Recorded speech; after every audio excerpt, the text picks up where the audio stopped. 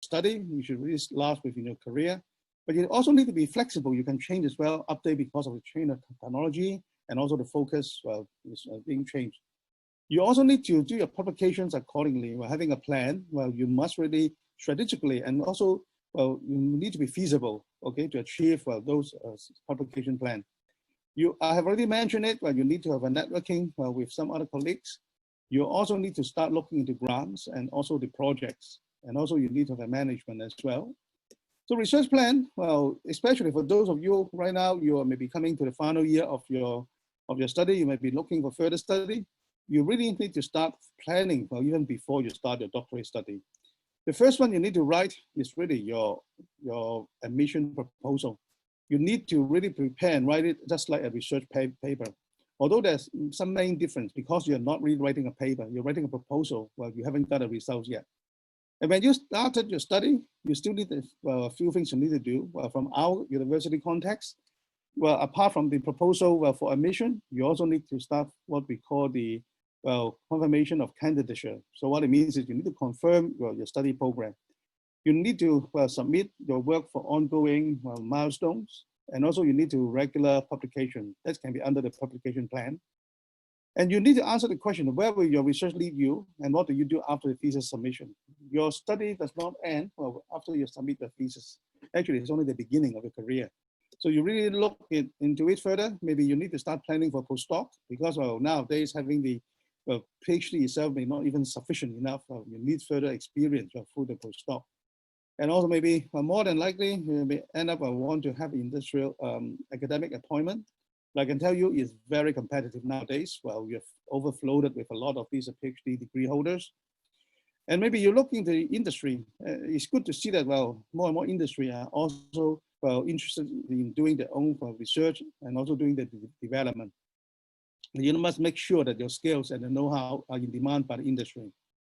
Or maybe even you start your own company, nothing wrong with that. It's not unusual that people have a startup while using the techniques that they've learned from their PhD study. But that is really ideal case where you can have a 3 or 4 years full-time devotion to working on your research. Unlike an academic staff, whereby you still need to do the teaching, you need to do the management, you have so many things you need to do. Especially some of you even have a family, well, you really don't have much time on that. But if you're able to do your full-time research while doing your study, you can really start planning. It's not unusual, you can achieve that. In terms of the publication plan, you have to ask yourself how many papers you intend to publish and how often you need to publish. And what do you intend to publish? This is ultimately very important. It's not published for the sake of publish. You must have something you intend to publish, and it's worth publishing. So is the materials worth publishing? Okay. As I have said, well, if it is on payment basis, well, will you pay for the money for your own paper? I always put this challenge to my students. I say that, okay, if you think that this paper is good enough to put in IEEE and people have to pay $31, will you pay $31 to download your own material? Okay, I always ask this question.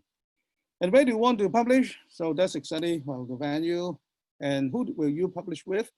So of course, a lot of time when you are a student, a lot of time you may be studying, working together with your supervisor. And well, don't think that because you think that you did all the work and then you can leave out the supervisor, okay? A lot of time your supervisor has been the one giving you the advice, giving you the idea to start off with. Even though that you write the paper yourself, but you really need to recognize who has not use the paper as a favor. Somebody muted me? No? Okay. So you do not use the paper as a favor. I have received some invitation saying that, oh, Professor Fung, well, can you? I would like to invite you to be a co-author. Can you help me to publish this paper? My answer is no, because if I have no input into your paper, I refuse to be considered as a co-author of the paper. And also, I do not help anyone to publish in a particular journal because I do not own the journal. Okay, you have to go through the process. So, and also more importantly, well, what do you intend to do next after the paper is published? Really, that research never ends. So you must really start planning for your second paper already. And you must be able to see that, are you able to carry on with further work with that paper? And then in terms of the networking, you need to work with other researchers within the area. How do you find out those researchers? That's why you need to look into the public domain information. That's why you look into the well, if you look at my profile page, you can find out the list of other papers. Then you see that are they really relevant to your work? Nothing is more annoying that I have received invitations that people, oh, Lance, I would like to work with you, but what is the area you're working on?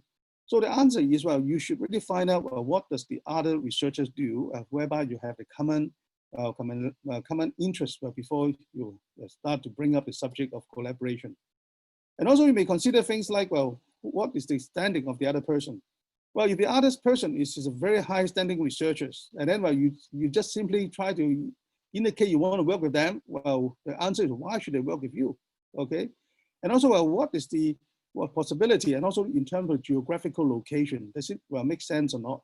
Of course, nowadays on the online virtual, we can do everything online, but still, well, you still have some issue, things like the time difference, etc. And also the stage of the career. Well, a lot of time that if they are really quite advanced, if they're willing to work with you, then maybe they're, unless you're working on some kind of mentor or mentee type of relationship. Otherwise, well, although sometimes we have some introduction, well, through some other friends or other collaborators. Otherwise, don't waste your time. Don't just write to anyone and try to work with them, okay, unless you know them well. So you have to ask, well, what is the chance of collaboration? There are a lot of forms of collaboration. It could be joint research work and publication, but you make sure that you have a contribution from both sides, not just put a name down. You can work together in the technical committee as well. It's not unusual nowadays for people inviting or people as a reviewer or the editors as well. So there are a lot of opportunities in there. And this is where the editorial teams come in. Or maybe if you are in the position, not as a student, but really, well, if you are within as a faculty members, you might have the possibility you can do some kind of exchange as well. In the academic world, we have something called sabbaticals. We also have something called a study leave. That's our terms in our university. So I have the opportunity, I can get the study leave, and then I can attach the other university, or vice versa. I can, well, some other friends over in other university want to send a student over, then I also come over there as well. Then maybe we can apply to grants together in the project. But it's very important on the grounds, how you, again, come back to the contribution, you need to be compatible. And also how you're going to share out in terms of the resources, etc. More importantly, if you want to work with anyone, you need to have a win-win situation. But don't just think that you just write to anyone that can I work with you, can I work as a student? The answer is this does not happen that way. Okay, I have received so many invitations, well, through they just become my Facebook friend. I want me to take them on as a student. I want to publish with me, all those things. Well, really, I even don't know the person. Well, you face-to-face, well, I only know the name. Well, you ask me to be your friend. And then, well, suddenly you send me the messages. Okay, to me, that is completely a waste of time. You need to really have some feasible win-win situation before you can work out something solid. So coming back to grants and the projects, so you have to take a look at what is the needs of those grants. You must have a common interest in the goal and must be compatible in terms of the strength and the resources. You must also have the compatible track record as well. And also you need to work out how the distribution of the load and the resources. In particular, for grant, once the money come involved, well, how are they going to manage that? And because you have the university and the organization, and also meeting the requirements of the funding agent. You must have some pre-agreed stage conditions. Well, if it doesn't work out, how are you going to exit from the agreement? And if there's something going to work well in terms of the patents and also intellectual properties, you must write out all the agreement beforehand, all right? And maybe sometime in our university, well, if those things want to come into a much more long-term financial implication, we may need to go through the legal department to establish a contract as well.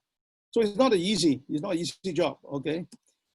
So, well, I've mentioned quite a lot of things already. So ultimately, for individuals, you need to manage your own resources and your time. You need to balance your family, well, your research work, well, and your volunteer work.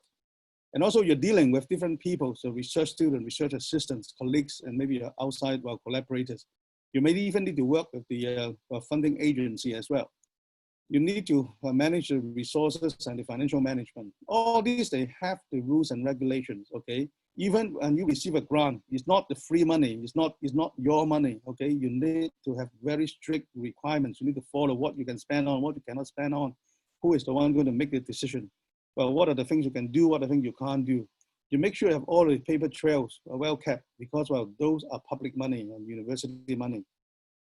So you need to work with the relationship as well. Well, as I said, I mentioned quite a lot of people. You need to deal with the decision maker on top, well, inside, outside of the organization.